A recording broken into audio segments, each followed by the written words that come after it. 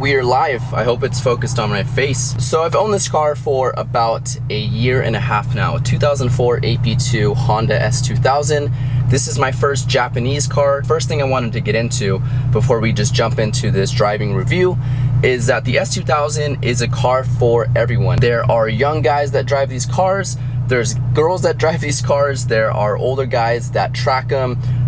It's just such a diverse platform, whereas like a 350Z, I feel like is more of a younger generation kind of car, where the S2000 seems to be kind of spread out across all age groups, which is awesome. So this is my third car that I've owned, my first Japanese car, and I gotta say, it's a fun car. We're out here on a little back road in Santa Cruz. It's gonna start raining here soon, so we're not gonna be doing any kind of crazy driving. I just wanna give you guys my impressions on what it's like to drive a Honda S2000. Again, this is a 2004 AP2, so it's going to be revving out to 8,000 RPM instead of 9,000 RPM, but it's got a little bit more torque. So whereas the AP1 revs out a little bit higher, this one's going to have just a little bit more torque than that AP1. With all that being said, this is part 2 of the quarantine series. As you guys see, the top is up, the windows are up. I simply just wanted to make a video for you guys and get it out there. Since everyone is on lockdown, this is what I'm doing to entertain myself. So we're gonna do a little driving review for you guys. There's a couple things that I've seen in other reviews that I'm not gonna talk about in this one. Let's get into it. It's gonna be a fun little drive. I'm actually heading up to work over the hill, but we're taking the back roads, and I figured I would shoot a little video. So let's go.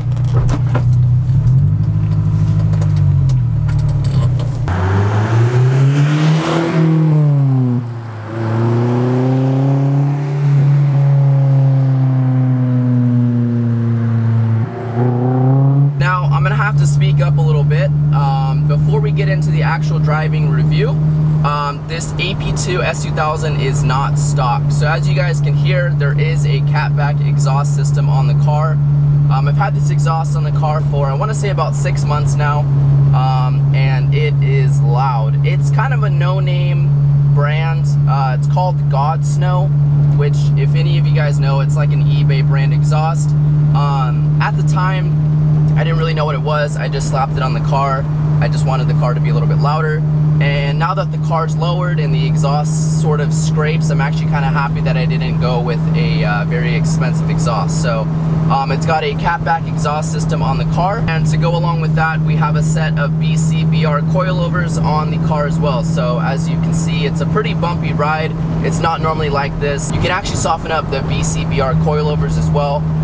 But since we are pretty low, I have stiffened up the suspension just so that we're not bottoming out, you know, over every bump. So to go along with that, we upgraded the timing chain tensioner, the TCT, which is going to be the Ballade timing chain tensioner. Eliminates a lot of the engine noise that might come with the stock TCT, and it's just an all-around well-built part. So eventually your TCT will go out. It's kind of a thing that's inevitable with S2000s, but we went ahead and replaced that. The car has currently 198,000 miles roughly, and we replaced that, I want to say, about 4,000 miles ago. So it definitely was due for a new TCT, which is, you know, what we did. Aside from that, small things, painted valve cover like you guys can see in the clip. We also have a custom-made shift knob that my friend Mike Banky made. It sits a little bit lower on the boot, so the shifts are really nice, they're really smooth, and it is somewhat weighted, so it's kind of got a heavy throw to it, which is nice. But other than that, the S2000 is pretty much stock with very minor performance upgrades like the exhaust and the coilovers. But it's, yeah, like I said, still fairly stock for, as you guys can see, those bumps right there. But yeah, still fairly stock for what other guys have done to their S2000. Pretty minor twists and turns, nothing crazy. Like I said, it's raining, so we're not going to be doing anything insane. This is also a street-driven review, not a track. So if you guys want to see more track reviews on how the car performs, you know, this isn't going to be the video. It's for the guys that buy this car. You know, they either daily drive it, or it's their second car, but they still want to have fun and, you know, take it out, put some miles on it. So that's what we're doing today. I've already done a video on daily driving a Roadster, aka the S2000, so if you guys want to see that, click on back. Right off the bat, what you're going to notice in the S2000 is, of course, it's driver-centric. Like every other review out there, everything is geared towards you, which is very nice in a car like this. You're buying the S2000 strictly for having fun, let's be honest. You're not going to be putting your kid in here, you're not going to be taking this on very long road trips necessarily, but everything is geared towards you. So I hardly have passengers in here, and when I do, it's for very short drives, so it's not like they need any comfort features. We've got the AC, the stereo, of course, all the driving features right here for me to access. The other thing too is the shifter is like a hand length away. It's literally from my thumb to my pinky.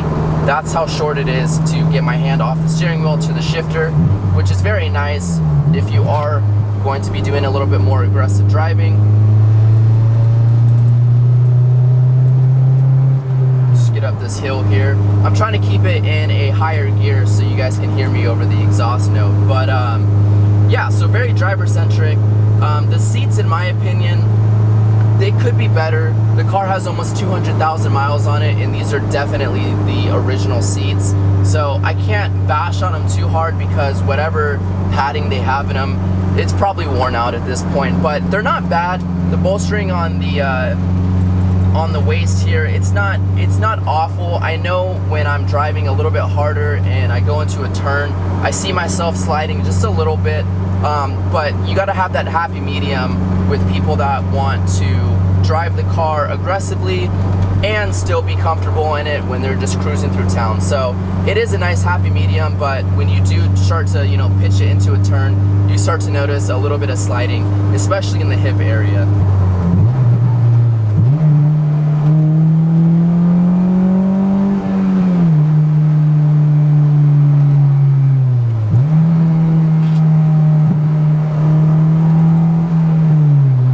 One thing that surprised me when I did get into this car and I first drove it for the first time is that the steering column, the steering wheel, everything is non-adjustable.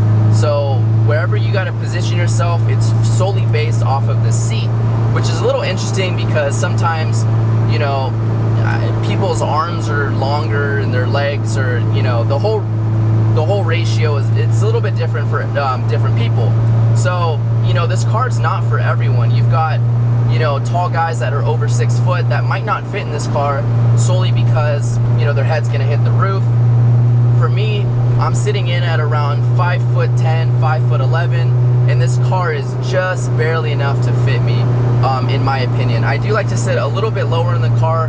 I just feel more comfortable when I'm driving in that sense. But for someone that's definitely over like 6'1", this car is most likely going to be out of the realm of what you could, you know, consider buying for a sports car. Aside from that though, you know, all the buttons and everything, it's all right here for you. It's all pretty basic stuff.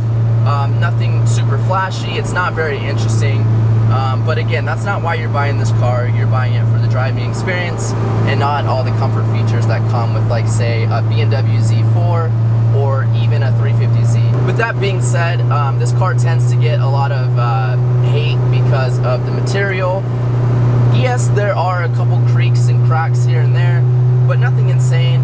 With a 2004 Honda, you kind of expect there to be some cheaper plastics, a little bit cheaper leathers, but if you keep it in good condition, it actually holds up. This car is sitting in at about 16 years old, and honestly, the interior's held up pretty well, aside from the seats, which of course is going to be the most used part of the interior. Now, moving on from the interior, this is something that I tried to understand before owning an S2000 from other reviews on YouTube, is what is it really like to hit VTEC? What does it feel to get the full 236 horsepower after you hit VTEC? Well, in the AP2 S2000, you hit VTEC at around 6,000 RPM. It's usually where it kicks in, and that's definitely where you feel the grunt of the engine working. And then of course, once you get up higher in RPMs, that's really where speed starts to kind of, like, I guess, kick in. You do have to be up there in RPMs to really feel the power. That's what they did with the AP2, is they wanted to add a little bit more power so that, you didn't have to rev it so much like you did with the AP1. Now I'm trying to find a straight here where we can really kick it into VTEC, and with reviews on stock S2000s, you can tell when VTEC kicks in, but it's much more prominent with this car in particular because this has an exhaust on it. So you can hear where VTEC really kicks in, and I think we're gonna find a straight here soon so you guys can hear at least what I'm talking about, and then I'll talk about sort of what it feels like because VTEC is very noticeable.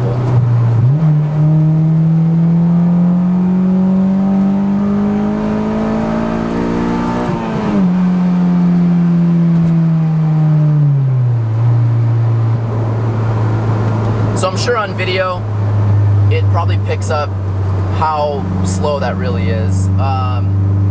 You know, for S2000 guys, speed isn't everything. It's a very nimble car. You don't necessarily buy it for the speed, but you know, it's better than an FRS. It's not, you know, anything crazy, but you guys heard and you could definitely tell the difference between non-VTEC and then right where that 6K hits in, noticeable grunt difference. It's pretty crazy.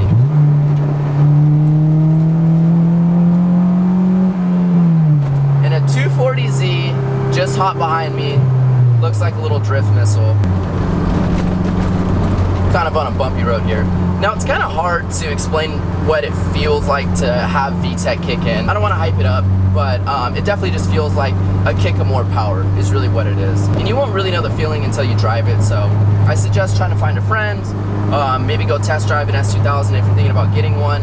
It's definitely something that I would consider driving before you purchase one because it's a small niche of people that really own these cars and who really keep them. One of the biggest things that you'll notice in this car is how close to the edge you can get before it all turns bad.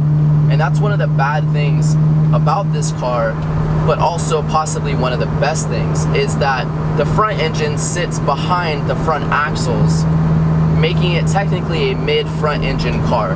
The weight distribution in this car is 51% in the front and 49% in the rear, making this car an almost perfectly balanced car. That sounds great, and it is great for a car that you want to handle well. It's sort of like a Viper in that sense, where it's a great handling car, but once it snaps out in the rear, it is very difficult to get the car back under control. So this car is very, very oversteer happy, which is fun, but it's also very scary. So we're gonna hop back on to another windy road here, hopefully less bumps. Now moving on from the power, moving on from the steering, what does it really feel like to drive the S2000? You know, over time, everything kind of depreciates, but this car, I honestly still have fun with it to this day. I've had it for about a year and a half now, and you know, the small modifications that I do to it make the car a little bit newer in the sense where you feel like something's different to the car because it is, but I still have a lot of fun in this car. I daily drive it and I drive it to work, so it's kind of an everyday thing, but the times where I get to take it on back roads like this, the car is clean, the car is driving well, it's really, really fun to drive this. When the camera's off and the stereo's on and the top's down and you know, it's dry weather, this car's phenomenal to drive. And you know, it being the first Japanese car, it holds up to the reliability. I've had a ton of issues with the GTI that I owned. I had a ton of issues with the Mustang that I owned, but a 16-year-old Honda has given me less issues with almost 200,000 miles. So, you know, there's something to be said there. You can make a review on a car and how great it is, but at the end of the day, at least for me, if you're talking about a street-driven car, one that you're probably gonna daily drive or, you know, put a ton of miles on, it also comes down to the reliability, because what's the fun of having a car if it's always broken down, if you're always spending a ton of money just trying to maintain it, which I get is part of the car community, it's part of the culture, but wouldn't you want to try to find some loopholes and having fun in spending less money on a car that's just going to keep breaking? And so that's what I found with the S2000 is it's not the fastest, it might not even handle the best, but it's reliable as well. So instead of putting all your eggs in one basket, it kind of spreads them out evenly, and you get to have a little bit of fun in each area without breaking the bank. I guess it's kind of the biggest thing that I wanted to highlight today, is that this car is great in multiple areas because you get to have fun with a little bit of power from VTEC. The car handles amazing and it's reliable. And those are my honest opinions, my impressions. You guys can take it with a grain of salt. You know, some people might think differently. I know I got a lot of hate when I sold the Mustang and bought the S2000, but at the end of the day, it's what you can afford. It's what you want to do with the car. And for me, I'm having a ton of fun with this car. I got a lot of plans for it in the future. We're just slowly getting started. I know with COVID-19, it's putting a halt on, you know, a lot of things like work and, you know, shipping, things like that. So, but yeah, we're just having a nice drive, heading to work right now. I hope you guys enjoyed today's video. Let me know in the comments down below what you guys think about the S2000. I will catch you guys on the next one. Stay safe and healthy out there with COVID-19. Catch you in the next one. Peace out.